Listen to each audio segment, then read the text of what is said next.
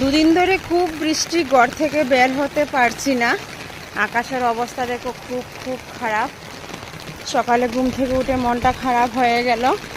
বাবাই তো বাইরে গিয়েছিল, আসার কথা ছিল, কিন্তু সকালে খবর আসলো আসতে পারবে না, ট্রেন আটকিয়ে গেছে এবং গুয়াহাটি 10 ভেঙে পড়লো।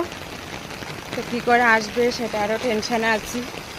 আর দেখো আগরতলায় এত বৃষ্টি, আজ 2-3 দিন হয়ে গেছে,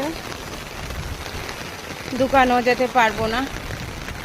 একটু বৃষ্টি হলে একটু জল, চারদিকে অনেকের অনেক কিছু সর্বনাশ হচ্ছে। কি বলবো, দেখো এখন আমি আছি ছাদে, মনটাও খারাপ। দেখো আমাদের এখানে কি বৃষ্টি হচ্ছে, সব দিকেই বৃষ্টি হচ্ছে, বাতাস, তার সঙ্গে সঙ্গে বাতাস।